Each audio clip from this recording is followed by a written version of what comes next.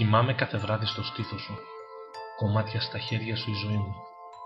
Θυμάσαι άραγε, μικρές σταγόνες από όνειρα στο τραπέζι μου, εσύ να παίζεις με την πριγκίπισσα και εγώ να σιδερώνω.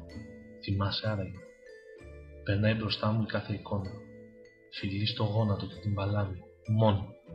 Θυμάσαι άραγε, σε σκέφτομαι με τα χείλη τρεμάμενα από φόβο και άγχος, από μια υποψία θυμού. Σκηνές από θρίλερ στην τηλεόραση και δύο χέρια που έψαχναν τον δρόμο για να βρεθούν το ένα μέσα στο άλλο.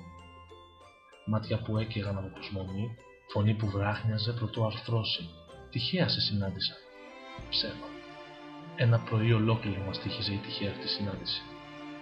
Θυμάσαι άραγε, μαλλιά μυρωδάτα, φρέσκα, δέρμα ιδρωμένο από την αγωνία και την προσμονή. Θυμάσαι. Ποτέ δεν σ' άκουσα να λες. Θυμάμαι, το ξέρω, το είδα. Ποτέ δεν σ' άκουσα να λες, σε θέλω. Ένα πάθος είδα φωτιά μενόμενη στα μάτια σου. Σαν έρωτας μου φάνηκε.